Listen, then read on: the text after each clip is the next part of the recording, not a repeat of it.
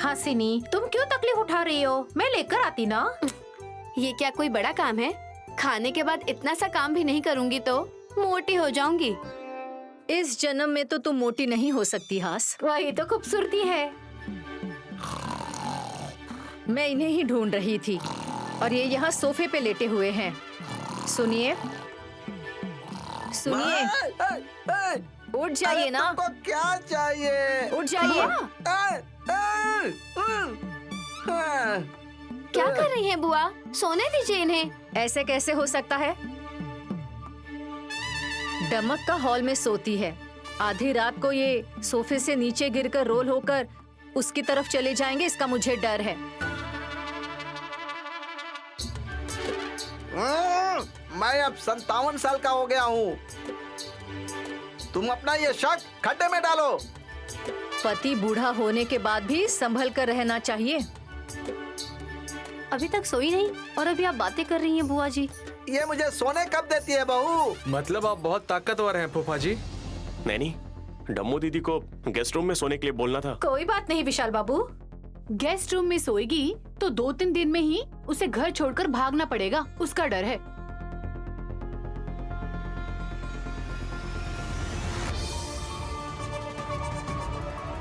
तुमने जो कहा उसका कोई मतलब है क्या? इसमें ना समझने वाली क्या बात है विक्रांत? तिथि नक्षत्र देखे बिना घर आने वालों को अतिथि कहते हैं। ऐसे आने वाले भी अमावस्या या पूर्णिमा के दिन वापस घर से चले होते हैं, लेकिन यहीं पर हमेशा के लिए नहीं रुकते, ऐसा कह रही है हमारी छोटी बहू।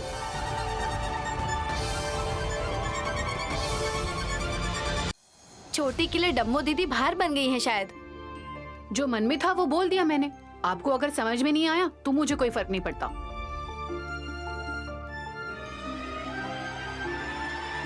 इनडायरेक्टली हमें ही बोल रही हो ना सुमन? आप दोनों तो रिश्तेदार हैं बुआ जी। डम्मू दीदी और नंदी भैया क्या लगते हैं हमारे? मच्छरों की वजह से नहीं बहू, तुम्हारी बातों की वजह से सबकी नींद उड़ जाती है। बिच्छू जैसे डंक मारने वाली बात करेगी तो ऐसा ही रहेगा फूफा जी। ध्यान देंगे तो ये और ज्यादा करेगी। चलिए, बाहर या कमरे में दीदी?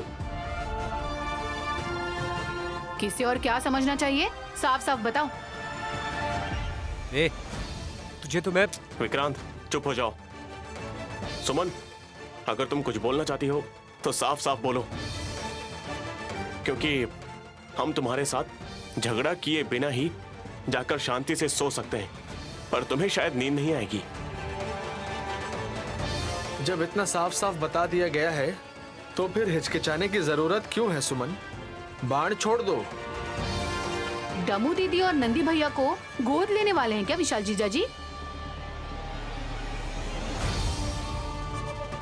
ये क्या सुमन, ऐसे क्यों पूछ रही हो? ऐसा ही है ना सासू माँ, बिना कोई रिश्ते वाली गायत्री बच्ची को बेटी के रूप में गोद लेने से किसी के आपत्ति के बगैर ही इस घर में रह रही है। गायत्री को सिर्फ उसका हक ही नहीं मिला है, वो जगह उसकी पहले से है। सुबह होते ही चला जाएगा ना दीदी। सुमन क्या बोल रही है, कोई मुझे समझाओ। मैं समझ गई। कल मंदिर जाने से वहाँ जीवन मिलेगा। मरने वाला भी है मम्मी। वो बाद में होगा, पहले तो विशाल नैनी की बड़ी बेटी गायत्री दीदी का पता चलने पर उसे लेकर आएंगे ना, यही सबसे पहला स्टेप है। इसके लिए अभी बहुत देर हो चुकी है सासू माँ। वही तो कह रही हूँ, पुनर्जन्म लेने वाली गायत्री दीदी घर आने से शास्त्री जी की पोती गायत्री भी इसी घर में रहेगी या नहीं रहेगी, क्या पता हमें। मुझे जन्म देने वाली मेरे पास ही रहेगी। बड़ी माँ नहीं मेरे भाई, वो जो छोटी सी बच्ची है गायत्री बच्ची, उसी के बारे में पूछ रही है सुमन।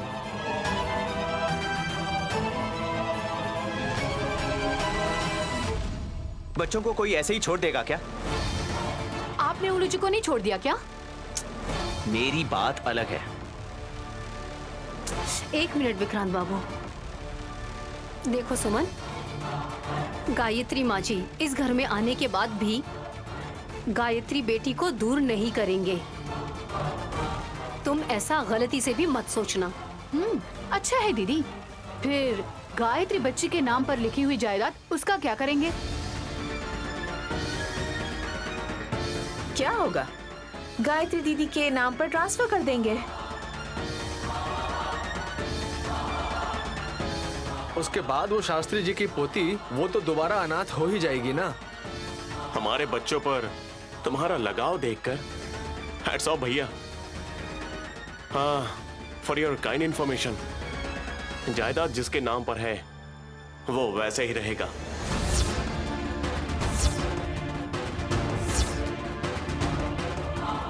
मतलब तुम्हारी माँ के लिए अब से तुम्हारी मेहनत के पैसे ही मिलेंगे क्या विश? ऐसा ही सोचिए। चलिए। आखिरी सवाल है जीजा जी, बच्चों को कोई ऐसे ही छोड़ देगा क्या? मेरी बेटी की जिंदगी के बारे में सोचेंगे तो एक शब्द भी नहीं बोलूंगी। मेरी बात अलग है। करने के लिए आपके पास पैसे कितने हैं? करना है तो हासनी दीदी, मेरी दीदी ही कुछ कर सकती हैं। मेरी बीवी दे देगी तो मेरे लिए क्या बचेगा? मैं देना भी चाहूंगी तो आप लोग रोक देंगे, मुझे पता है। सुमन, तुम्हें क्या चाहिए सीधा बोलो। आपने जिस बच्ची को गोद लिया हुआ है, गायत्री के नाम की जायदाद मेरी बेटी उलूची के नाम कर दीजिए।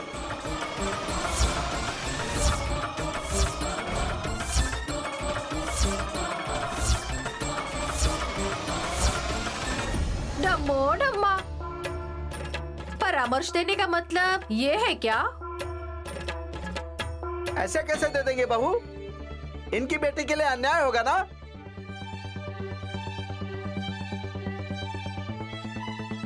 सिर्फ तुम्हारी बेटी के बारे में ही कैसे सोच सकते हैं? अरे, जब दीदी को दिक्कत नहीं है तो आप दोनों को क्यों है? उस लड़की को इन्होंने पैदा नहीं किया, जन्म देने वाले नहीं हैं, गोद लेने की वजह से जायदाद का हिस्सा दिया। कल जैसे भी हो गायत्री सासू माँ का पता चलने पर उन्हें यहाँ ले आएंगे। फिर भी गायत्री बच्ची के नाम पर ही जायदाद का हिस्सा होगा, आप यही कहना चाहती है ना? ए, तुम्हें अब तक समझ नहीं आया क्या? जिस बच्ची को वो जानते तक नहीं है, 5 लीटर दूध पिलाया है, इसलिए उसे प्यार से पालने वाली नैनी गोद में लेकर अपनी बेटी की तरह उसकी देखभाल करना चाहती थी। यहाँ तक तो सब कुछ ठीक है, लेकिन कल गायत्री दीदी घर आ जाएगी तो जायदाद शास्त्री जी की पोती के नाम पर ही क्यों होनी चाहिए, ये बताओ मुझे पहले। वही जायदाद बहन की बेटी उल्लूची के नाम कर देंगे तो अच्छा रहेगा ना? यही कहना चाहती है सुमन। अब समझ गए क्या?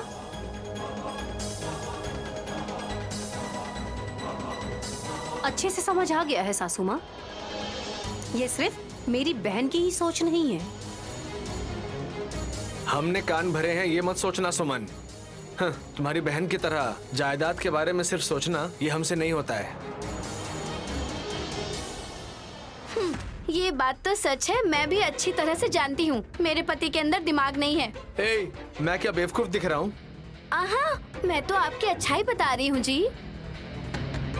आखिरी सवाल मतलब कुछ और ही सोचा था क्या? हर बार की तरह एक ही बात बोल रही हैं आप। पैसा, जायदाद, हिस्सा, बस यही ना? सुमन, तुम ना बेकार में प्रयास कर रही हो। कोई भी कहीं से नहीं आएगा। नसीब में जैसा लिखा है वो नहीं भी हो सकता। जो पहले से है वो नहीं है, जो नहीं है सोच रहे हैं वो पहले से ही है।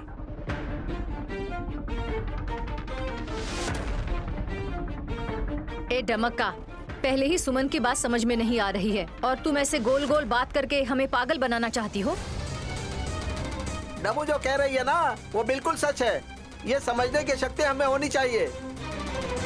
दीदी, सारी लाइट्स ऑफ करके गार्डन की दोनों लाइट्स ऑन कर दीजिएगा। आप लोगों को मेरी बातें मजाक लग रही हैं क्या? मेरी बातों से कोई फर्क नहीं पड़ता या मेरी बेटी के जिंदगी से कोई फर्क नहीं पड़ता आपको? सुमन, ऐसी बातें मत करो।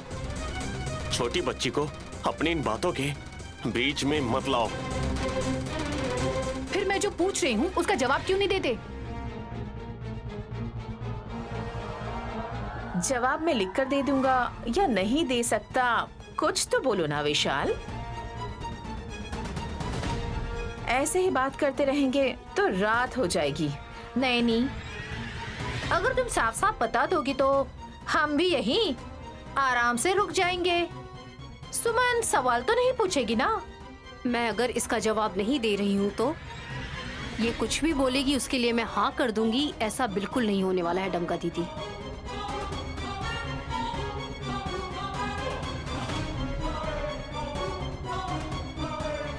इसका क्या मतलब है दीदी? अनाथ लड़की गायत्री को जायदाद का हिस्सा देंगे लेकिन खुद की बहन की बेटी को एक पैसा भी नहीं? गायत्री अनाथ नहीं है, तुम्हारी बेटी उलूची अनाथ है।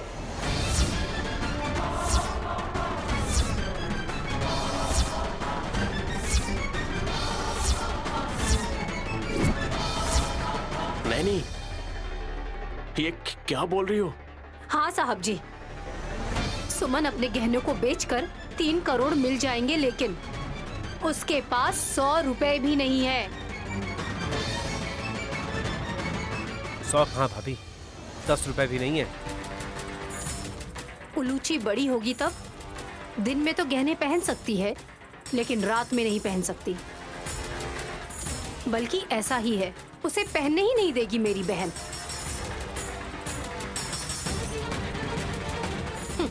एक माँ कैसी होनी चाहिए ये सुमन को पता ही नहीं है। पता है तुम्हें? अब तो तुम्हारे सारे डाउट्स क्लियर हो गए ना छोटी?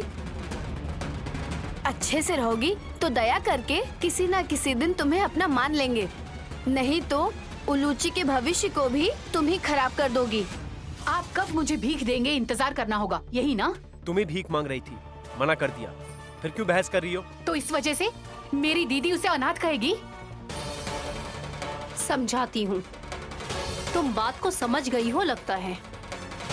कल तुम जेल चली जाओगी तो तुम्हारी बेटी गानवी अनाथ होगी या गोद ली हुई बेटी गायत्री अनाथ होगी? शट अप सुमन।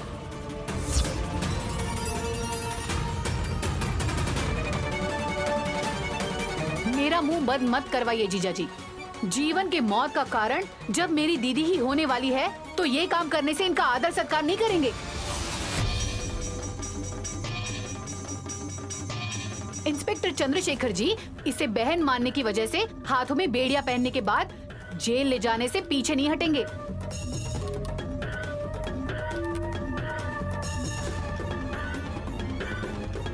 बहन, इसलिए मंदिर नहीं जाओगी तो अच्छा होगा बोल रही हूँ, नहीं तो छोटी जैसे लोगों की बातों का असर भी पड़ सकता है। आने वाले खतरे से डरकर बैठूंगी तो पता नहीं गायत्री का भविष्य क्या होगा। दीदी, पहले तुम्हारा भविष्य, तुम्हारे पति और बच्चों का भविष्य देखो ना नैनी।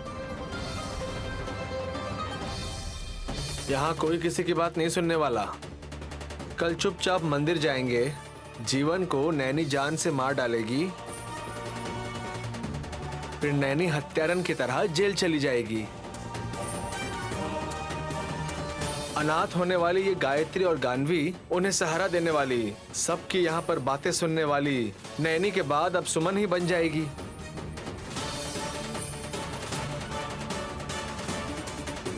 इसलिए वहाँ की जायदाद यहाँ मांग रही हो? अच्छे से सोचेंगे तो इसमें मेरा कोई फायदा नहीं, दीदी के बच्चों का होगा। उनकी देखभाल मेरे अलावा कोई नहीं कर सकता, बताती हूँ। बहुत देखभाल करोगी। चलो चलो, आओ चलो। बाप रे, तो फिर कल मैं और मेरी बीवी आप लोगों के साथ नहीं आएंगे। वहाँ जो होगा वो हम देख नहीं पाएंगे। डमक्का, तुम तुम्हारी नींद से बात कहां से कहां पहुंच गई है, देख रही हो ना?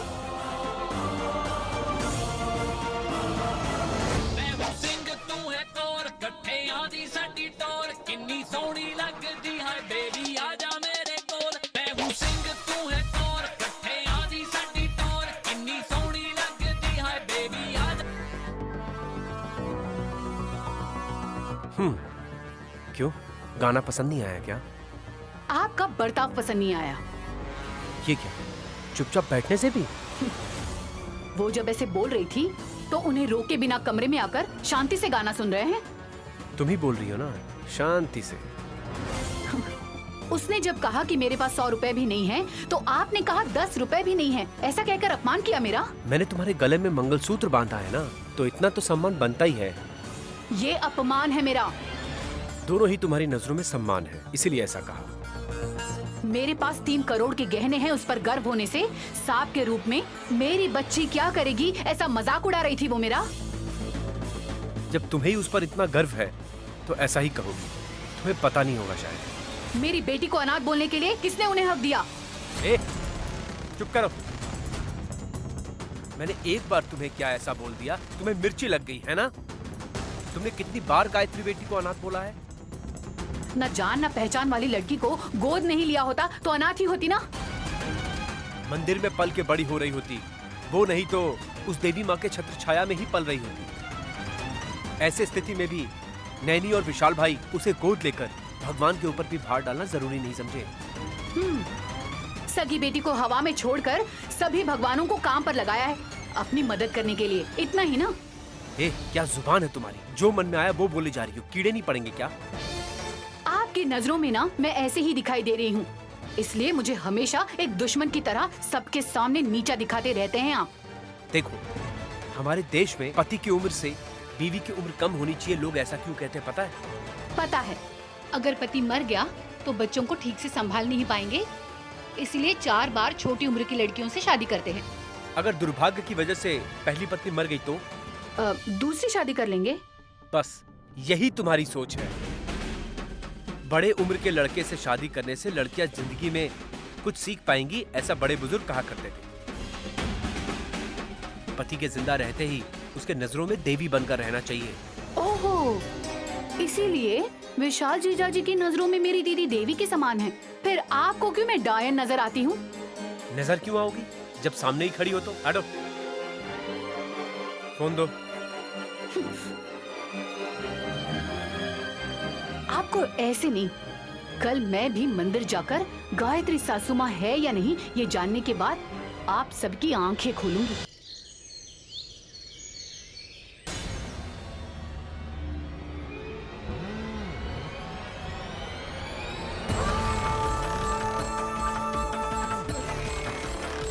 मम्मी, यहाँ टाइम हो रहा है बहुत, और ये स्वामी वॉकिंग क्यों कर रहे हैं? ऐसे फालतू के सवाल मत पूछा करो, चुपचाप वेट नहीं कर सकते? क्या पूछा है इसने तिलोत्तमा? देखा ना, फिर से हमसे ही पूछ रहे हैं। देवी माँ के मंदिर के पास गायत्री दीदी का पता चल जाएगा क्या स्वामी जी? और ऐसे ही जीवन को नैनी मार देगी क्या? नैनी सिर्फ जान बचा सकती है, लेकिन किसी को हानि नहीं पहुंचाएगी। उसके हाथों से जीवन मारा जाएगा, यही बताया था ना? नहीं मारेगी। जीवन बचाने के लिए नैनी हमेशा दबाव डालेगी, लेकिन कोई भी गायत्री देवी को देखते ही मुंह से खून निकालकर मर जाएगा। ऐसी ही मौत का नैनी कारण बनने वाली है। गायत्री दीदी को दिखाकर मर जाएगा क्या? अगर ऐसा हुआ तो हम भी मर जाएंगे। अगर नैनी को पता चल गया तो पुनर्जन्म लेने वाली बड़ी माँ को लाकर मेरी मम्मी को मारने में उनकी पूरी मदद करेगी। हाँ, इसी वजह से तो हम तैयार नहीं है ना स्वामी। वैसे ऐसा न हो इसलिए तुम दोनों ने मिलकर कोई तो हल निकाला होगा ना? मम्मी, तुमने कुछ बताया है क्या? नहीं। कोई बात नहीं, बताइए। यही स्वामी जी, जीवन के नैनी को सच बताने से पहले ही उसे ऊपर पहुंचाने के बारे में सोच रहे थे हम लोग। अच्छी बात है। मर्डर करने के बाद शाबाशी देने वाले ऐसे महापुरुष को पहली बार देख रहा हूँ स्वामी। आपको मेरा कोटि कोटि प्रणाम। मूर्ख बालक, आप जो कुछ करने वाले हैं उसका नतीजा क्या होगा वही सामने देखकर बोल रहा हूँ। चाहे कुछ भी हो जाए स्वामी जी, नैनी को सच का पता नहीं चलना चाहिए। उससे पहले ही हम उसे रास्ते से कैसे हटाएं, इसका कोई उपाय बताइए। रिवॉल्वर से शूट करने से या चाकू मारने से पुलिस इंटरोगेशन में हम दोनों में से किसी पर भी शक न जाए, इसीलिए आपसे सलाह लेने आए हैं। विष का प्रयोग करना होगा। लेकिन स्वामी जी, पाउडर या फिर ये पॉइजन देंगे शायद, फिर उसे किसी में मिलाकर जीवन को देना पड़ेगा। पी लो राजा, पी लो राजा, पी लो राजा, ऐसा बोलना होगा। ऐसा करेंगे तो डाउट आ जाएगा ना? नहीं तो और क्या मम्मी, मुझे लगा ये हमें बहुत बड़ा आइडिया देंगे, लेकिन ये मामूली प्लान बता रहे हैं। लगता है ये हमें अंदर करवा के ही मानेंगे। चलो मम्मी चले, इसके बाद हम खुद ही कोशिश कर लेंगे। मैं जिस विष की बात कर रहा हूँ वो तुम समझे नहीं। सपेरे को अपने साथ ले जाओ और जहरीले सांप को जीवन के ऊपर फेंक दो। सांप के काटने से मर गया सोचेंगे, लेकिन हम पर कोई शक नहीं करेगा। ये अच्छी सलाह है स्वामी जी, बहुत बहुत धन्यवाद। शुभम। हाँ, बहुत अच्छा उपाय बताया है आपने स्वामी, इसीलिए हम और मम्मी यहाँ पर आए थे। मम्मी चलो हम सपेरे को साथ में ले लेंगे, मंदिर में सब हमारा इंतजार कर रहे होंगे। नमस्ते स्वामी। चलो चलते हैं स्वामी जी। वहाँ जो कुछ होने वाला है मनुष्य मात्र के लिए अत्यंत विचित्र होगा।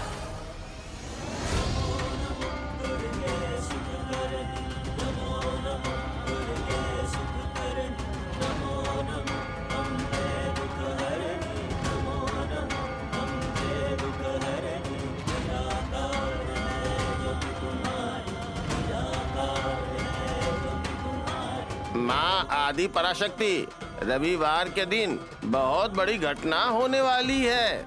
मुस्कुराते हुए मंदिर के आंगन में बैठी हुई हो, लेकिन जो होने वाला है दुर्घटना है, अपराध है, सूत्र है। मैं असमंजस में पढ़कर आपके चारों ओर ऐसी परिक्रमा कर रहा हूँ। माता को देखकर मुस्कुराहट आए तो ठीक है,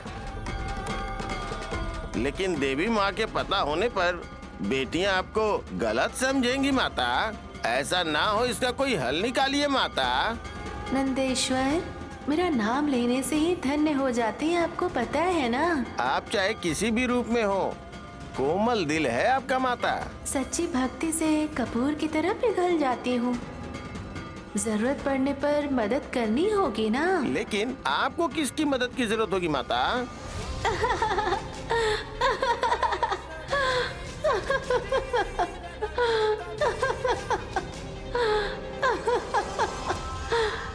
भले ही मूर्खों जैसा सवाल पूछा हूँ, लेकिन खतरा जिन तीनों को है उनमें से आप भी एक है, इसलिए ऐसा पूछा। माँ समझ गई हूँ, तो फिर विधि को बदल देती हूँ, खतरे को टाल भी सकती हूँ मैं। सच्ची माता? अगर ये मार्ग है तो जल्दी ही अमल कर सकते हैं ना? लेकिन नुकसान हो या कष्ट, अगर वो मुझे मिलेगा तो ही टल सकता है। अरे रे, तो फिर नहीं चाहिए माता, आपको कुछ नहीं होना चाहिए। अगर मेरी सुरक्षा के बारे में सोचोगे तो भक्तों का क्या होगा? पता नहीं माता, आप जो करने वाली है वही कीजिए। करूंगी, लेकिन तुम साक्षी बनकर ही खड़ी रहना, लेकिन किसी पर भी हमला मत करना।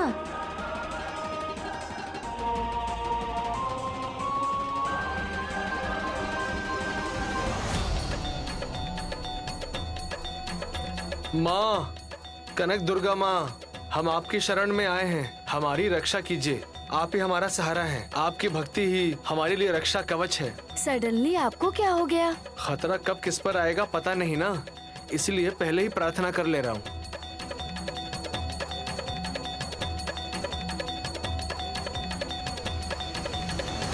टेंशन मत लीजिए जेठ जी, हम में से गायत्री बच्ची के अलावा किसी पर भी कोई खतरा नहीं आने वाला है।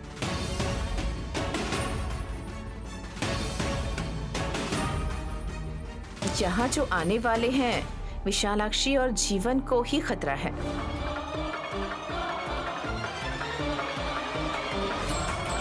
आएंगे क्या वो दोनों? जैसे हमें दिखाई दिया था कि हम यहाँ आने वाले हैं, वैसे ही वो भी जरूर आएंगे।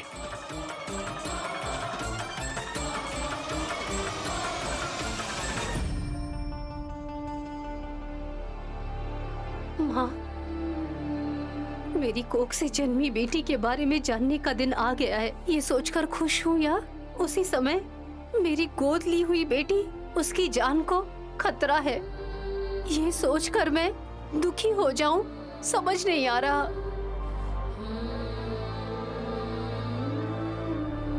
आप पे ही भरोसा रखकर मैं यहाँ पर आई हूँ माँ।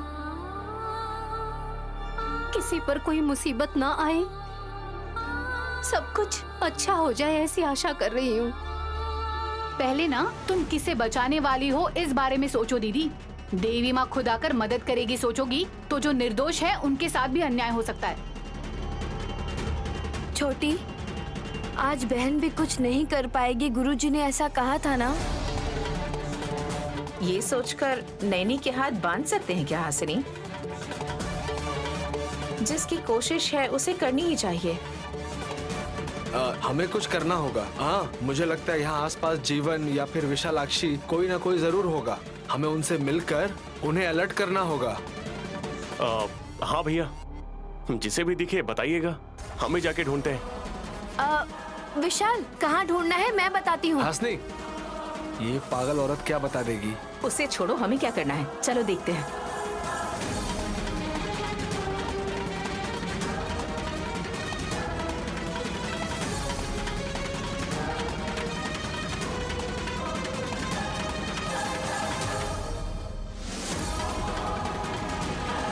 क्या हुआ भाई, परेशान लग रहे हो? ग्राहक आने वाले थे लेकिन अभी तक नहीं आए। क्या वो मम्मी रुक क्यों गई? ये सपेरा जीवन से क्यों बात कर रहा है वल्लभ? हाँ, हाँ मम्मी, उसे ज्यादा पैसे देकर उस सांप को शायद वो हमारे ऊपर ही छोड़ना चाहता है। तुम्हारा सिर। सांप को जीवन के ऊपर छोड़ने वाले थे, लेकिन जीवन कौन है, कैसा दिखता है, इस सपेरे को पता ही नहीं है। ओहो, मारने वाला और मरने वाला दोनों को पता नहीं है और यहाँ खड़े होकर बातें कर रहे हैं। पहले जीवन को वहाँ से जाने दो, तब हम लोग चलते हैं। सांप के खेल दिखाना, हिंसा करना गलत है भाई। ठीक है, ये लो, ये पैसे रख लो। नहीं साहब, अरे कौन कब तक जिंदा रहेगा पता नहीं, मैं कोई उधार नहीं दे रहा हूँ, मदद समझ के ले लो। हाँ रख लो। मम्मी मम्मी, देखा तुमने, मैंने जैसे बोला था, ये जीवन हमसे पहले उसे एडवांस देकर हमें ही खत्म करना चाहता है। बेमतलब ऐसे अजीब ख्याल अपने दिमाग में मत लाया करो। उसका अंतिम संस्कार करने के लिए ही बचे हुए चिल्लर पैसे दिए होंगे शायद। उस दुर्गा देवी पर भरोसा रखो, सब कुछ अच्छा होगा। चलता।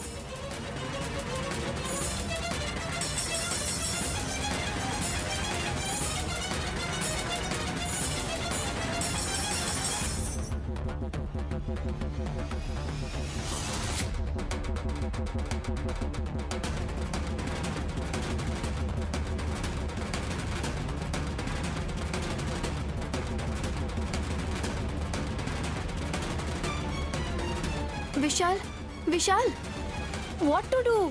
भाभी, जीवन किसी की नजरों के सामने ना है, मैंने आपसे बोला था ना। अब इन सब के बारे में मुझे कैसे पता होगा? किसी की नजरों में आए बिना उसके फैमिली से मिलकर आता हूँ बोलने पर मैंने हाँ करने के बाद इस तरह की मुसीबत मेरे गले पड़ गई। हाँ, उसका फोन भी स्विच ऑफ आ रहा है। हाँ, सिंबॉलिकली उसकी जिंदगी भी आज ही खत्म होने वाली है क्या? अच्छा, ऐसा नहीं होना चाहिए। और क्या सोचे विशाल, तुम कूल हो, शायद मेरा टेंशन बढ़ते जा रहा है। किस लिए भाभी? जीवन यहाँ आ जाएगा और आएगा तो बहन उसे पकड़कर गायत्री सासू माँ के बारे में बताए बिना उसे छोड़ेगी नहीं शायद।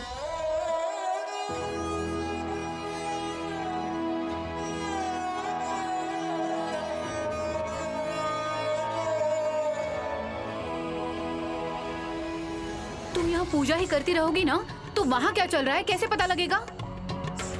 क्या तुम यहाँ पर डराने के लिए आई हो? ऐसा नहीं है जी, मेरी दीदी कितना साहसी काम करने वाली है उसे देखने के लिए हथियार पकड़े की सोच रही थी तो आरती पकड़ कर रखी है। भक्ति है तो युक्ति भी आएगी। उससे बड़ा हथियार जरूरी है। तुम ही बताओ। सही कहा विक्रांत बाबू।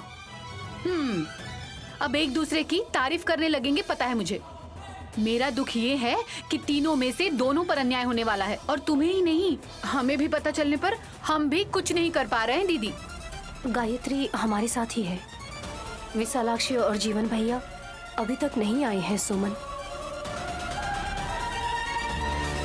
तुझे क्या बोल रहे हैं समझ में आया? बताइए ना सर। ये फिर से बताने के लिए क्यों बोल रहा है मम्मी? तुम्हें सांप छोड़ने के लिए कहा था ना? कहाँ मैडम? बैंगलोर में छोड़कर आओ। इतनी दूर किस लिए जाना है सर? क्या बात कर रहा है तू? है? अरे वो जो सामने खड़ा था उस पर सांप छोड़ने के लिए तूने पैसे लिए थे, भूल गया क्या? मतलब हम उसी जीवन के बारे में बोल रहे हैं जिसने तुझे पैसे दिए हैं। अरे कितना बड़ा काम कर दिया। तूने काम कहाँ किया हमारा? लुंगी पहनकर बड़े जोश में आए थे तुम। अरे दिमाग की घंटी बजनी चाहिए ना। बीन बजाता हूँ सर। बीन नहीं, दिमाग। दिमाग का इस्तेमाल करो। मम्मी, इसे नहीं समझा सकते। हमारा गला ही सूख जाएगा। हमें चलना चाहिए। अब क्या करेंगे?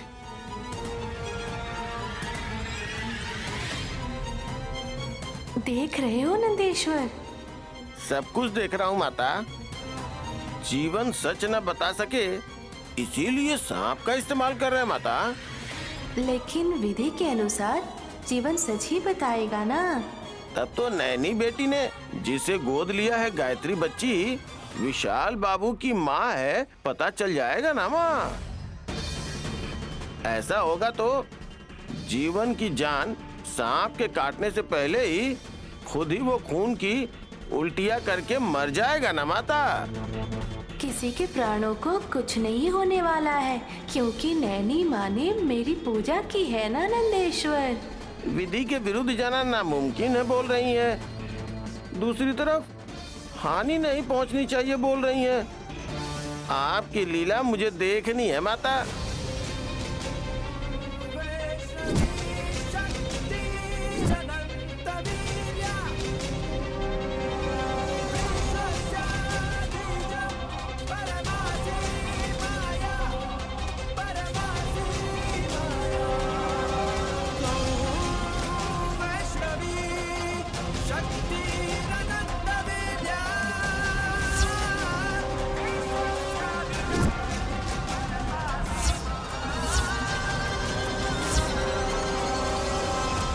छुपकर देखेंगे इसीलिए कहा था क्या?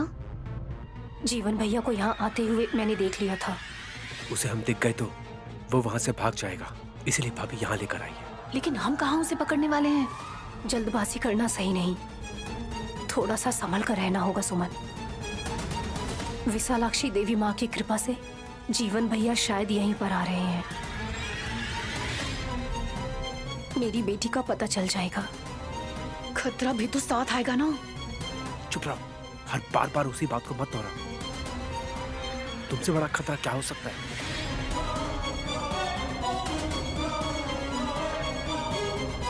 मम्मी मम्मी, जीवन देवी माँ की मूर्ति के सामने खड़ा है। उसे पकड़ने के लिए नैनी, सुमन, विक्रांत सब रेडी हैं। वहाँ देखो। हाँ मम्मी, अब क्या? और खड़े खड़े क्या देख रहे हो? सांप को फेंको उस पर। ए, हमारे ऊपर नहीं, उस जीवन के ऊपर। जिसने पैसा दिया है उसे मारना है क्या साहब? ए, तेरी तो। अरे हमने चिल्लर दिया है, हमने नोट की गड्डी दी है। चलो जल्दी करो ना। ठीक है मैडम। मम्मी मम्मी, ये देखते ही मेरी जान चली जाएगी शायद। इसने काट लिया तो जिंदा नहीं बचोगे। 1 मिनट रुक जाओ, नैनी आ रही है।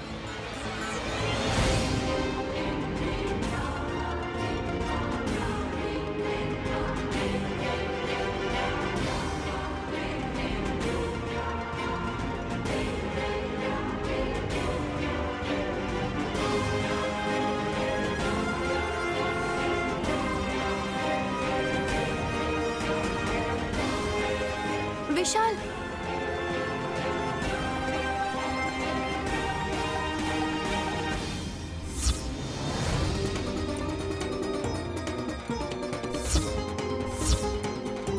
मम्मी मुझे लग रहा है हमें कुछ ना कुछ करना होगा। जीवन सच बताए उसके पहले उसे मारना होगा, हमें जान से मारना होगा। सांप को ठीक से उसके ऊपर फेंकना, समझे? वहाँ सिर्फ एक ही तो आदमी नहीं है ना मैडम। नैनी को काट लेगा तब भी चलेगा, उसका हम कुछ नहीं कर सकते हैं। वो मर गई तो गायत्री दीदी के बारे में पता चलने से भी कोई फायदा नहीं होगा। कितने दुष्ट लोग हैं माता। सब कुछ विधि का किया कराया है नंदेश्वर। माता, ये आपकी ही लीला है, लेकिन जो दुर्घटना घटने वाली है उसके पता होने के बाद भी चुप क्यों है? बताया था ना, कष्ट हो या नुकसान मुझे ही सामना करना होगा, तभी इसे रोका जा सकता है। जो भी करना है कीजिए माता। आज तिलोत्तमा कुछ भी करेगी तो तुम उन्हें कुछ नहीं करोगे, ठीक है ना नंदेश्वर? ये क्या माता? वो राक्षस आपको कुछ करेंगे तो मुझे चुप रहना होगा क्या? वैसे भी यहाँ तक होने देंगी क्या आप? आंखों की अग्नि से ही भस्म होकर राख हो जाएंगे वो लोग। ऐसे करने से विधि के विरुद्ध होगा। मैं जैसे बोल रही हूँ वैसा करो। आज्ञा माता।